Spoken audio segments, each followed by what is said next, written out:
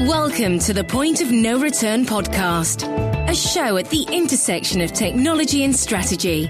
On this show, we interview industry leaders and experts to better understand how they think about strategy during this time of exponential progress. Bonjour tout le monde. Welcome to another episode of the Point of No Return podcast. On today's episode, I'm really happy to bring to you Marc-Antoine Ross, co-founder and CEO of dfuse. I met Marc-Antoine via an introduction by Laurent Maisonneuve, so thanks, Laurent, if you're listening. Marc-Antoine has had an incredible, stellar career, and we dive into, what it means to be a quote-unquote successful co-founder, and having been part of several successes. But at the same time, Marc-Antoine was incredibly humble, went really deep on some of the struggles that he's facing, some of the challenges that his company is facing, but also some of the great opportunities. We had a really interesting, wide-ranging conversation all the way talking about, what it means to drop out of school in terms of education. We spoke about his last company he worked at, with Dan Robichaud at Password Box, and then at Intel, and then working in the corporate life for a little bit of time. Work-life balance came up a few times, how he then went to Diagram to be a VC and head of innovation for a period of time, and how he then wanted to jump back into it, and become CEO for the first time, part of this company called dfuse that he co-founded in the obviously very interesting space of blockchain. And we spoke about the dynamics of blockchain, some of the use cases, and we really went deep on the subject. It was a fascinating interview. I came out of there really happy, and I hope that you'll enjoy today's episode. Thank you. My first question I want to ask you, Marc-Antoine, is did you always want to start your own businesses?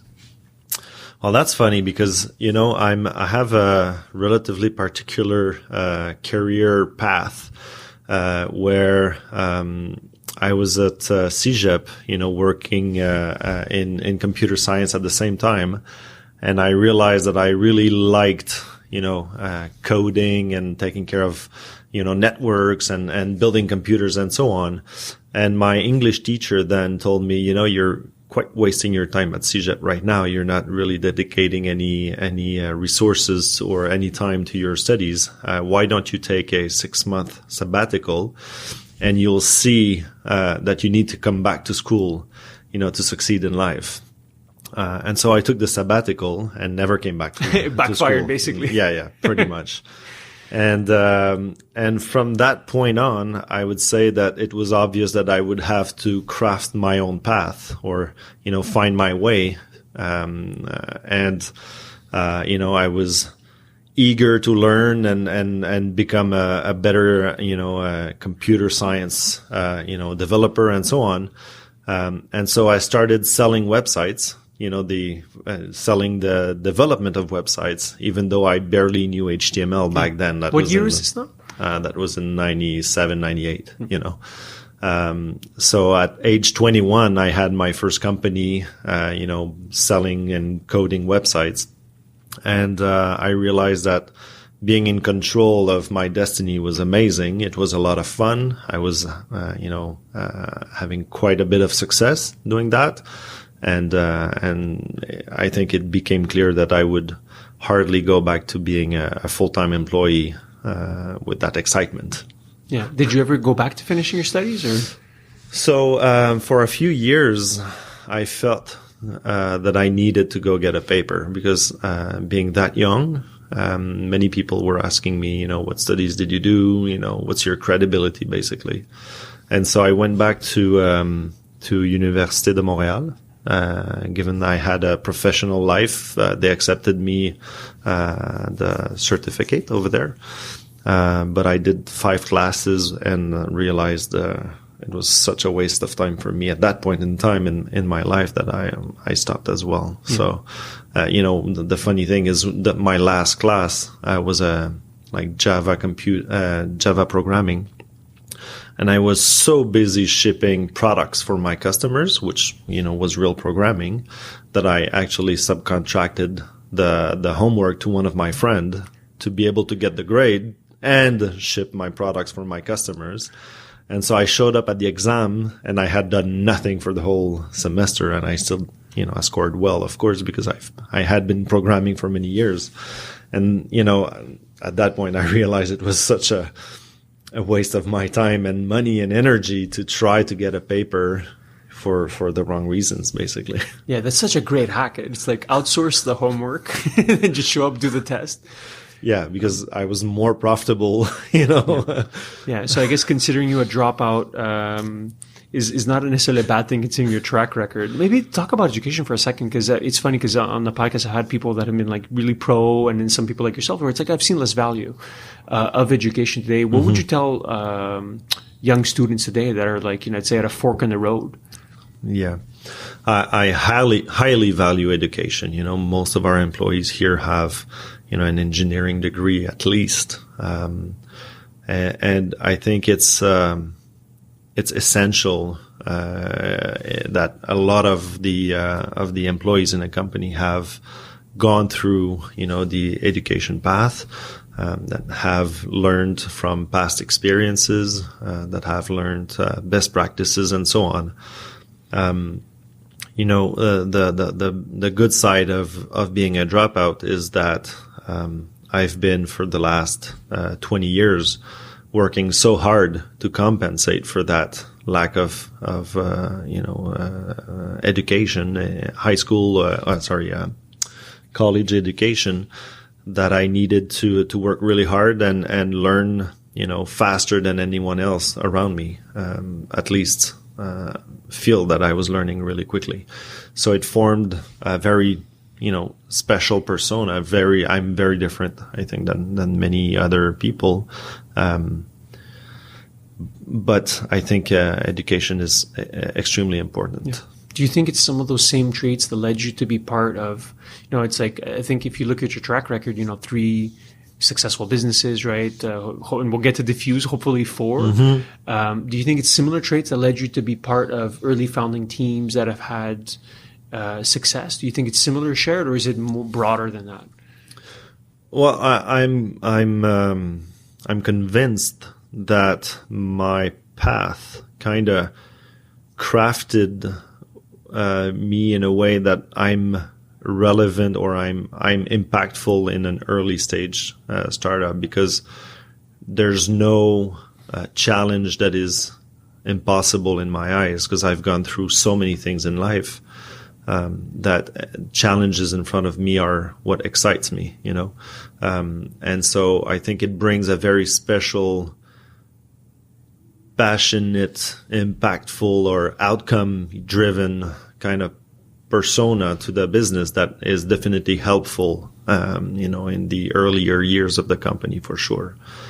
Now, is this the only way of, building a successful company? Definitely not. But I think that's my special sauce, I would say. So focusing on outcomes, especially in the early stage, right? It's not about the hours you put in. It's really all about the results.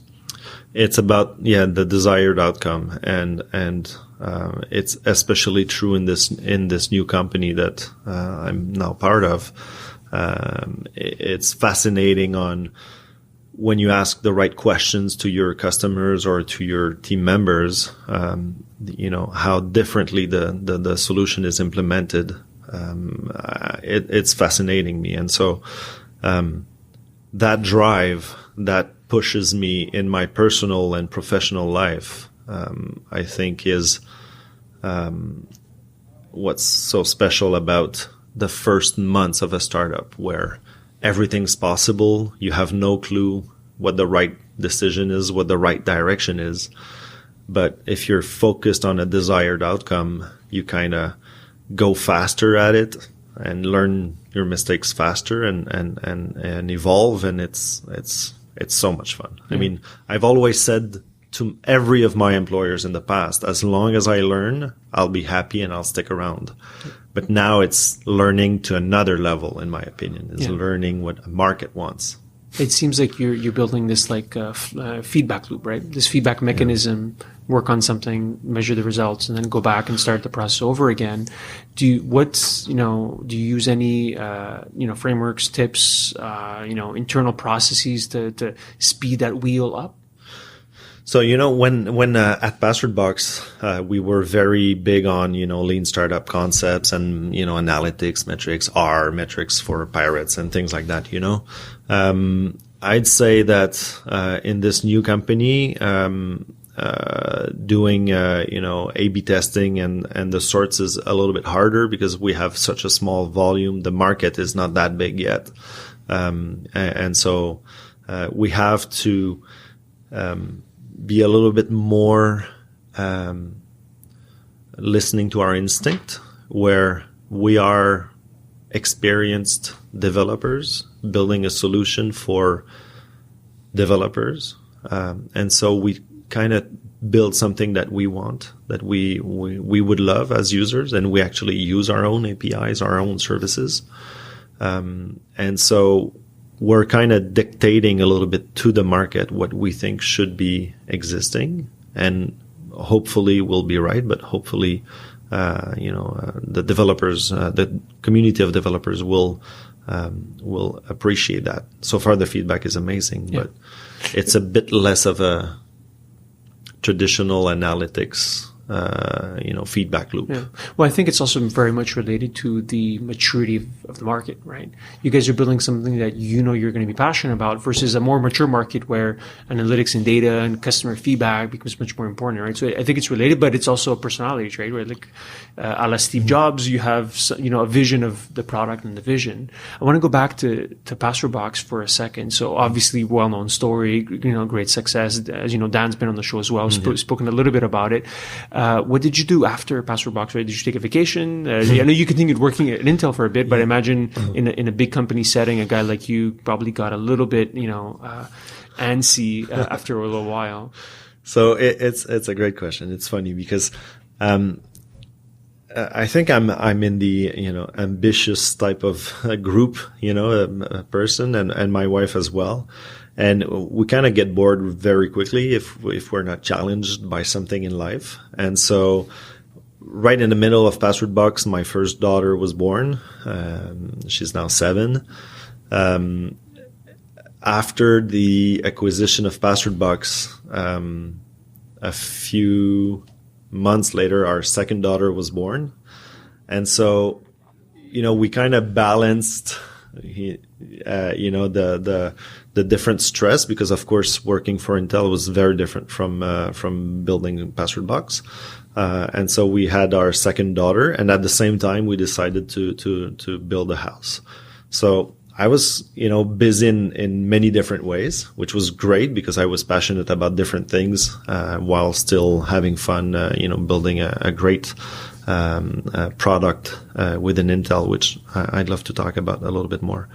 And then last summer, as we were creating dfuse, my third daughter was born, a few months after we created this company. So it looks like I at least have two challenges in parallel in my life, and that's my success recipe, I guess. Yeah, I've heard that after one kid, all additional kids like an exponential curve in terms of difficulty, right? So I think, you try to take on more. As you said, ambitious is a good word. What happened maybe you said you want to talk about it, so we can go there. So what happened after, once post-acquisition, you obviously have a senior position within Intel, so I'd like to hear a little bit more of the story.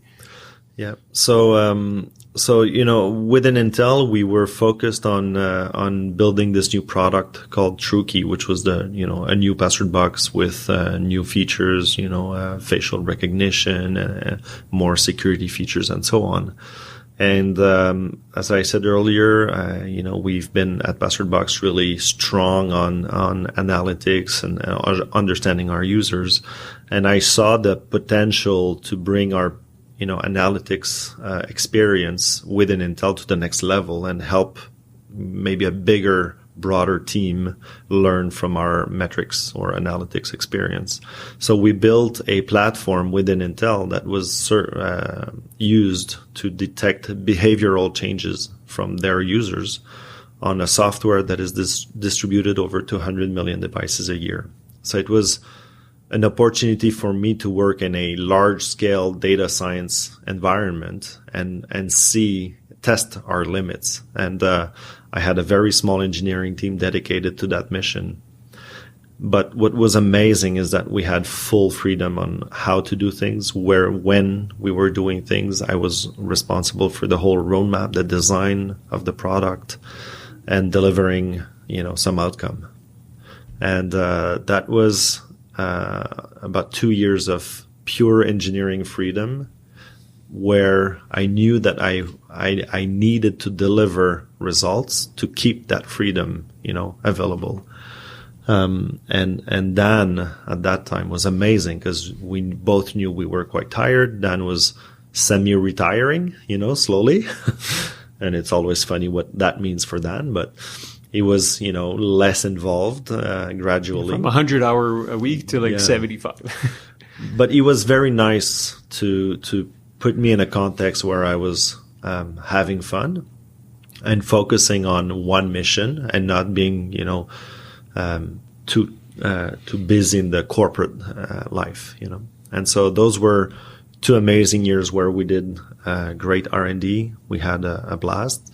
And I would say that's where the engineering, the large-scale data engineering experience for dfuse kind of kicked in. So that was it would become a milestone for dfuse, which I didn't know back then. It gave you a little bit of the background and the confidence to launch dfuse. But before dfuse, you were also chief innovation at Diagram. So walk us through that slight career change where you became a VC for a short period of time. Yeah, so after a little bit over 2 years within Intel, I was wondering what was next for me in life. Of course, I'm an entrepreneur. I like to build things. The corporate life maybe isn't perfect for me, and so I started looking around what would be exciting for me. I felt that there was less and less outcome from my projects within Intel. So at that point, I discussed with a couple of startups in Montreal. I think I wasn't ready for a startup life yet. I was quite tired after Password Box, frankly, with the kids and everything.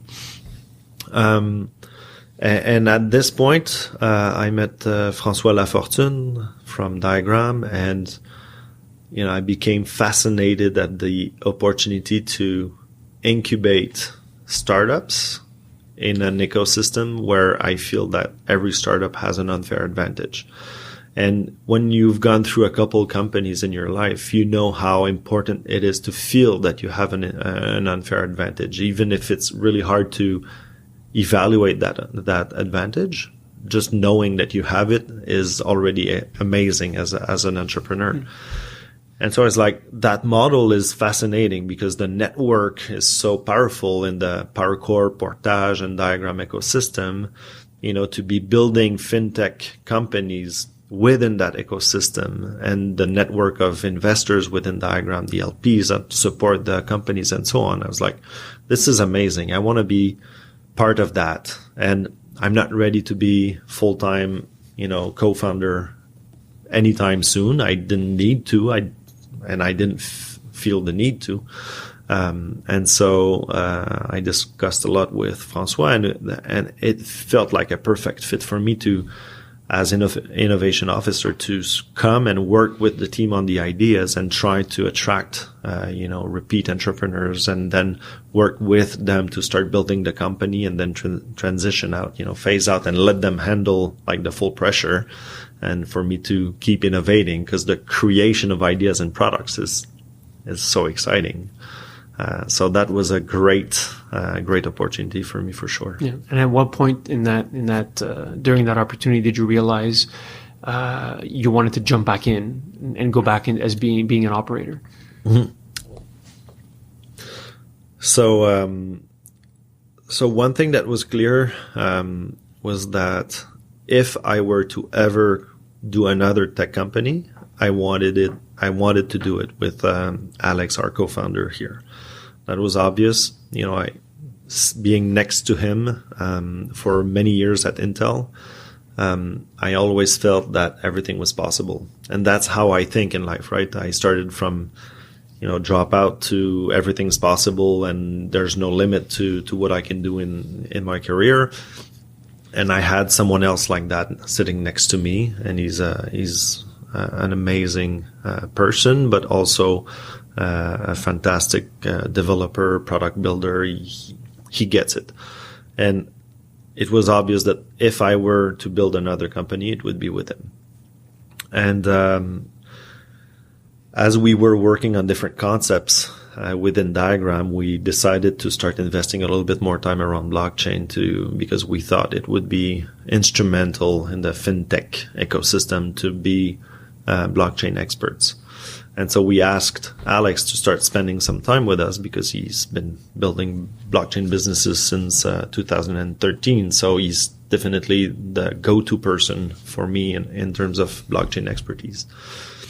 And as we started, discussing different ideas all together internally and understanding that there's a big gap in the market to enable developers to discover that technology, I started realizing that one of my dreams was to build a developer platform, because it's like you're building the thing that you appreciate the most as a developer, and you try to do it at the best, that you can. So it's really doing what you love the most for people like you. So it's something I wanted to do for a long time, especially after having done some B2C with Passwordbox.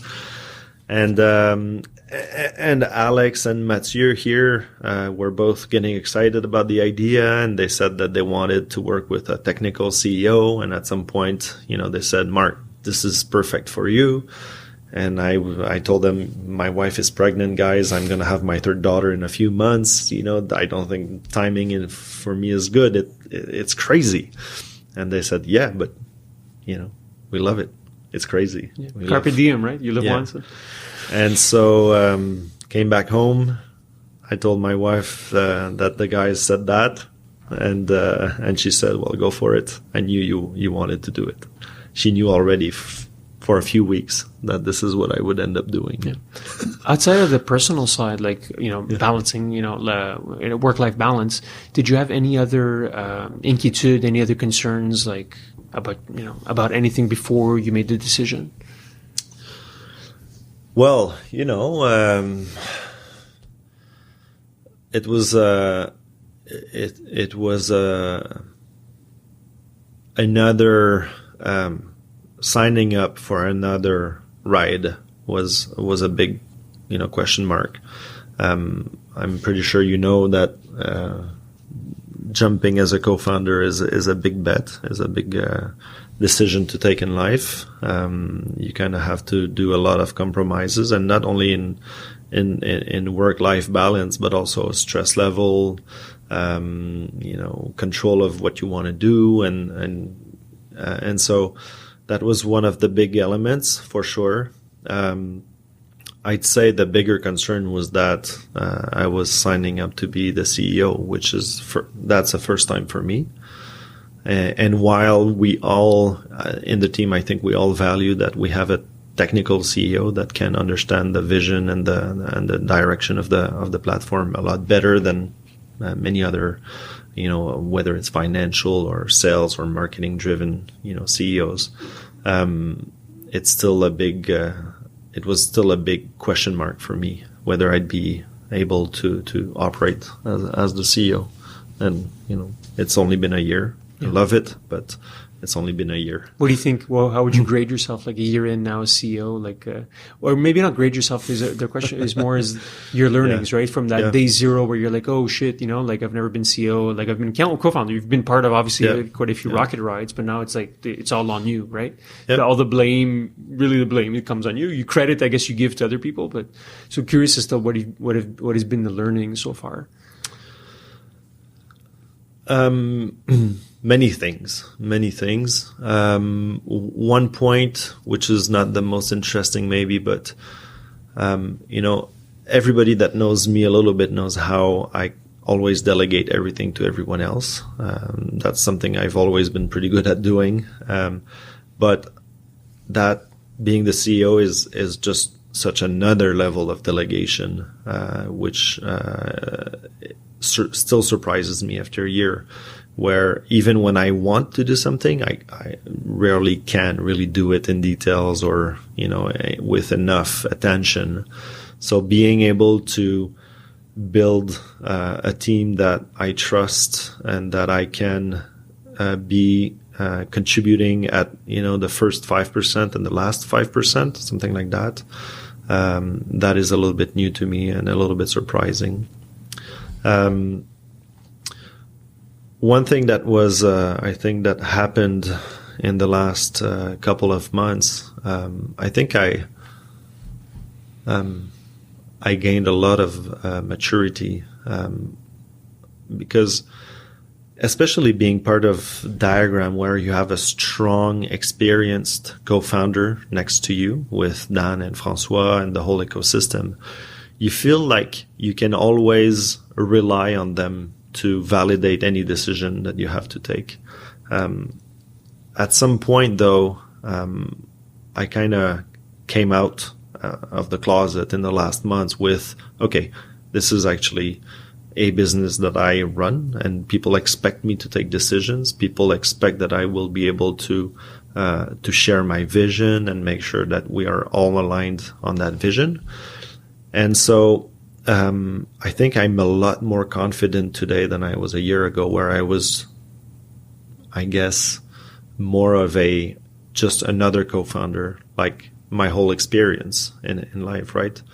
And so after a few months of that new me, trying to operate as a CEO, I was talking with Dan 2 weeks ago, and I told him how much I have a different perspective from Passwordbox now than I had 4 years ago when we sold it. It's, seeing everything I need to take care of now and think of ahead of the team, and trying to be creative with all that pressure and all that work to be done, really puts a lot of respect for me in the eyes with what Dan did for Passwordbox. It's crazy.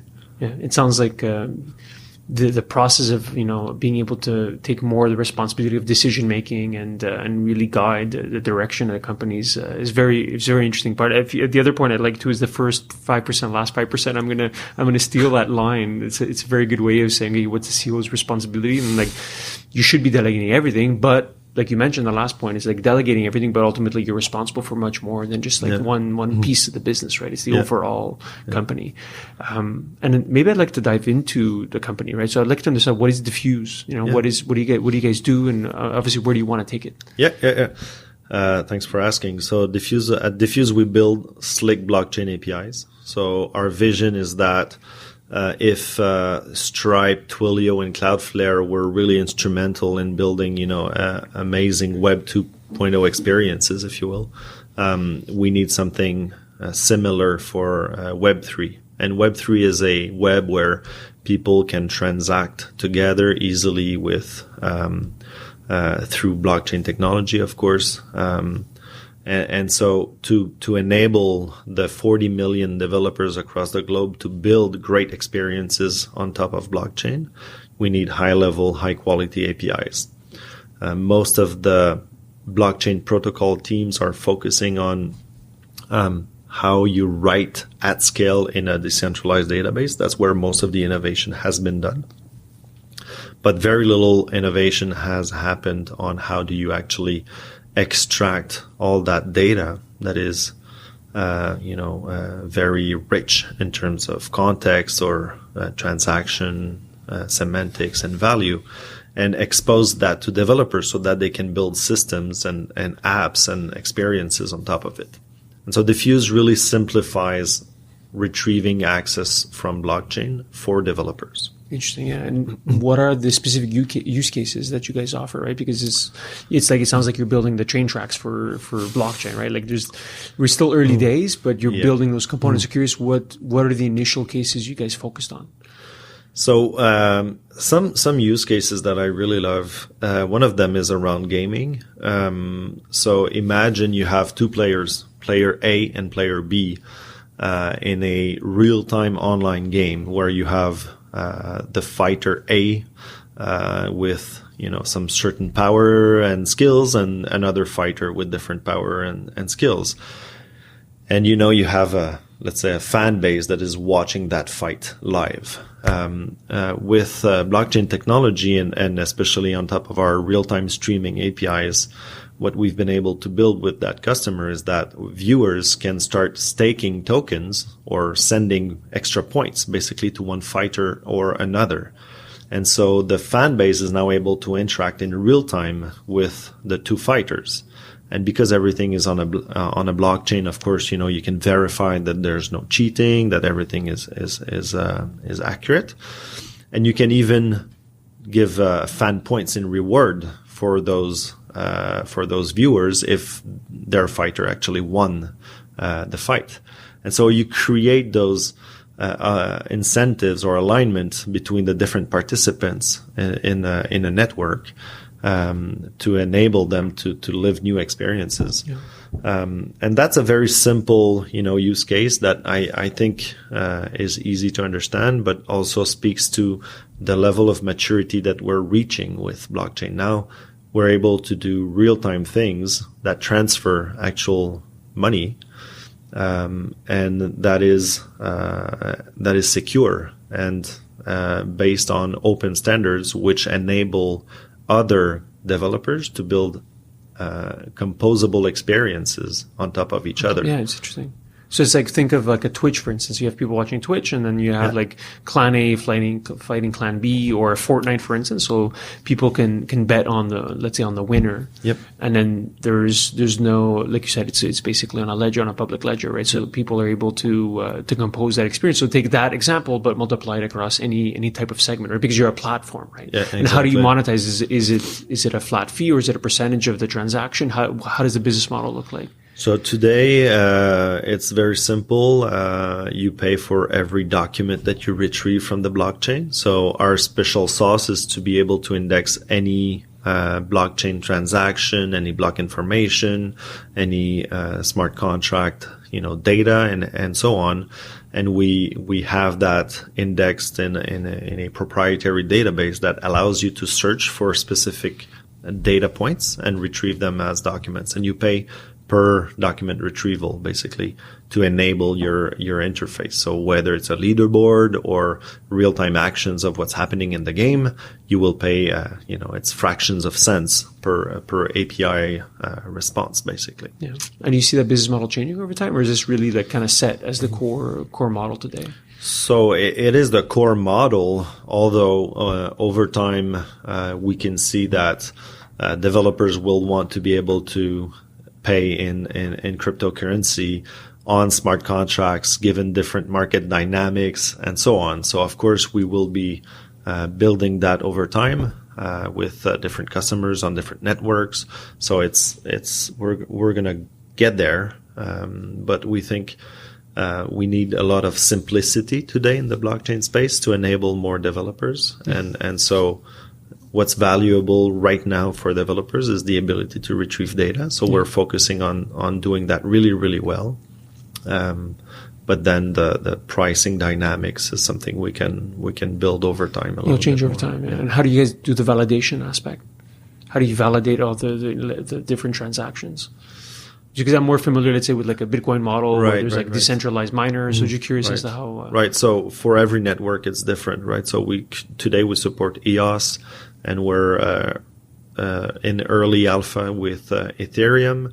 So our responsibility as dfuse is not to validate the data in terms of doing proof of work or proof of stake, for example. It's really to index the data that has been generated by the network and make it available. So our validation is limited to making sure that we're streaming or serving consensus data. We're not doing the consensus. Yeah. Does that make sense? Yeah, no, absolutely. So yeah, you want to enable all applications to exist, right? So you're agnostic whether someone's using an Ethereum or Bitcoin or Tether, whatever the different platforms. Yeah, our mission is to enable developers across all the most popular networks that will exist. And so we have a pretty, intense roadmap to enable multiple networks a year. And what's, fascinating these days is that developers are asking other networks where we're not to if they could enable something like Diffuse on their network. And so while our sales cycle is dedicated to, talking to developers, enabling them and understanding their needs, we're receiving inbound calls from different protocols teams that want us to deploy Diffuse on their network because developers are demanding that technology. So that is the surprise of the year for us so far, where we're in. The demand is coming from both sides. So it's inbound right now. You're getting inbound demand. How do you generate demand, right? So I'm curious as to like the early days, if like you came up with the idea and you're like, okay, we want to expose this. How do you actually go to market and get traction? So far, it's 100% organic developer ambassador, community building.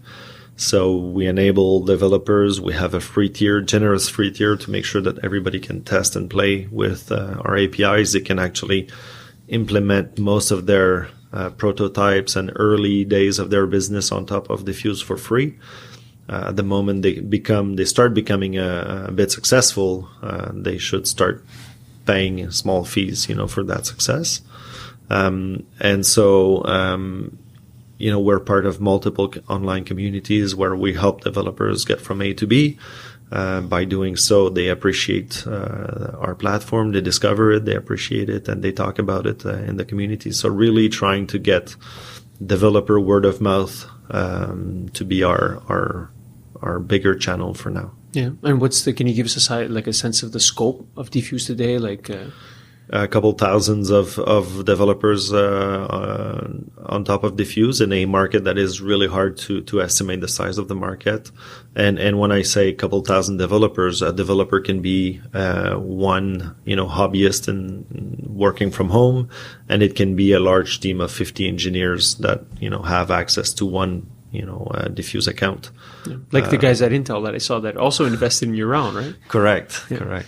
We'll talk about the round for a second. So it's public now. You guys, recently announced the round. So curious as to we spoke about, the dozens and dozens of meetings that you had to close the round, and obviously it was announced. So curious as to the fundraising process. I imagine it was the first time you had gone through this process before, but now that you're leading it, so curious any insights from that whole year that you spent doing this. Yeah.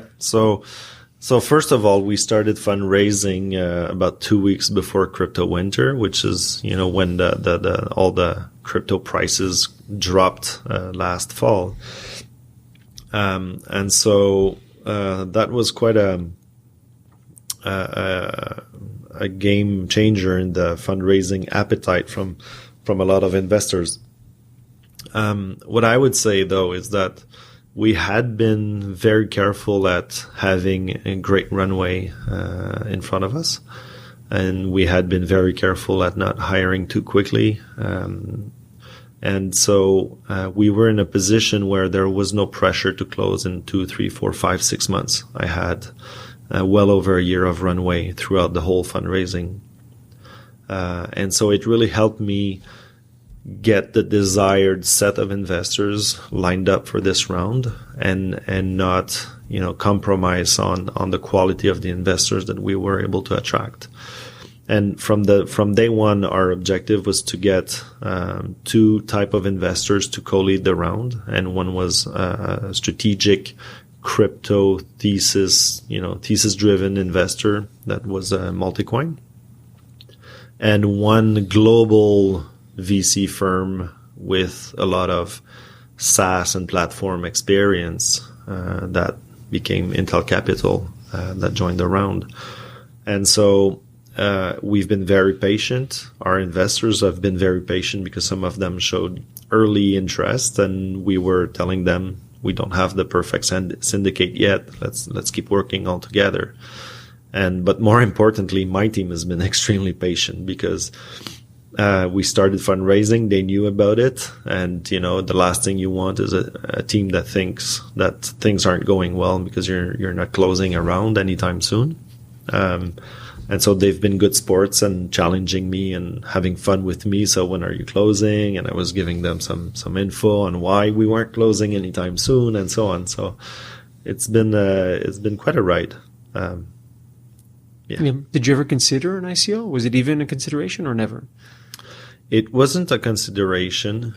We have a real hard time believing in the actual, well-proven, risk-free work tokens at the moment. We think it's too early for that. We could be wrong, but the cost of doing the ICO and being wrong is much, much bigger than not doing it and being wrong. So we decided to not do that anytime soon. You know, at dfuse, we have one rule: no one goes to jail. And no incorporations in Switzerland. No. We could talk about that. Maybe to zoom out, I want to talk about the industry a bit, just because considering your experience in the space. So curious as to what do you think is happening in the space that is misunderstood or maybe not getting enough attention? The technology itself is not getting enough attention, I think. As a developer, I got extremely excited about the potential of blockchain when I understood the potential for a composable, incentivized web. That's when I got really excited. I come from a background where you had programmable APIs, back in the 2005-6 timeframe, when Web 2.0 was coming out, everybody was publishing an API to enable developers to compose, different interactions between different products. But there was no incentive other than being capable of doing it and getting maybe some, GitHub love, recognition, reputation to eventually score a better job, I guess. But today, with the blockchain, if you build something that is used by a lot of users, you have a financial incentive for that pays for your success or for the quality of what you built. And because someone built something doesn't mean that then another developer cannot extend it and everybody benefits from that. So that alignment of building a self-reinforcing ecosystem where different companies and developers are able to create great experiences is fascinating. Yeah, no, it's super interesting. I find it's so early days right now that you to be in the space, you just have to constantly be in it right now. I feel like it's the early days of the web where if you don't, if you're not in it within a year, it's completely changed, right? So it's like, it's so different from like even, crypto winter from a year ago till today, right? Like, and now seeing big companies like even like Facebook getting into it with their much publicized, foray with Libra. I'd like to hear you on, what are you most excited about in the near future with blockchain? What do you think is going to be unlocked with this technology? Yep. So first of all, Libra is great because it really helps get media attention and everybody's attention on the technology and its potential. It forces some conversation on what we want, what we don't want, and so on. And so every time you see big players doing a move in one direction, it kind of forces everybody to think more. And so we're very happy that this was announced. Things that really excite me is another good use cases with IoT, where we're going to have billions of connected devices everywhere in the world, many billions of connected devices. And to enable those devices to be connected on the web today, every device needs to have an agreement with a carrier, right? And the cheapest you can get for a mobile account for your IoT device is about $2.50 a month. And so it doesn't make sense to get, and that's only for local connectivity, right? You can't travel with that device. And so a company that just raised some money from Union Square Ventures and Multicoin is called Helium. And so what they're doing is basically putting the power in the hands of the community to create the new infrastructure for those types of communications. So you will see, as you own an apartment or a house in Montreal, for example, you can buy a low-cost hotspot for that new network that you will get incentivized to run that piece of hardware, and it basically enables your neighborhood with connectivity on the network. And it uses a new technology that is called long-fi, so it means that it consumes very little energy and very little bandwidth to interact with, to enable a web gateway, for example. And so by incentivizing people to create that telco infrastructure at very low costs, you're really disrupting, the telcos today that need to invest a lot, in hardware and antennas and all of that. And so now you're enabling that free market by the community, from the community to finally exist. And every time an IoT device will connect to that network, because they are preloaded with some tokens, some crypto tokens, they can pay for the bandwidth they consume in real time. And so if that small device connects to your hotspot at your home, you get paid for that data that you're transferring. And now think of it, because those are so low cost, you can have one device for your pet, as a pet tracker. You can have one inserted in your bike so that if you ever lose your bike, you can always trace it back. And all those use cases now become possible because you don't have a recurring high cost to run those IoT devices. Yeah. And so it's so exciting to have companies like Helium be your customers, right? So that's essentially the world that you guys are trying to enable, right? Exactly. And that's one of the reasons why we wanted to partner with Intel Capital for this round. They are investing heavily in IoT or autonomous devices, and they are also investing in blockchain technology. And so we think that this is an area where there's a lot of potential, and IoT devices are extremely well suited for dfuse because they want very precise data, low bandwidth capabilities, low computing capabilities. And so that's where dfuse really shines to optimize that experience. Yeah. Marc-Antoine, I think I could probably ask you another million questions and talk about this for a while, but I want to just thank you for your generous insights and your time. One final parting question will be is, where can people find out more about dfuse?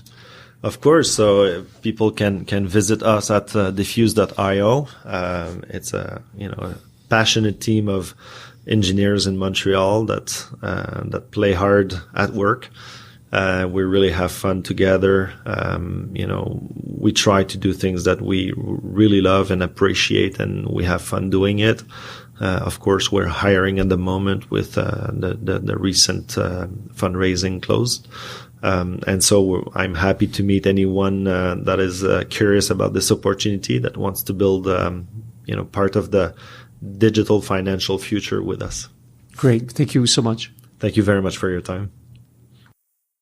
Thank you for listening to the Point of No Return podcast. Never miss an episode by clicking on the subscribe button on iTunes or Google Play.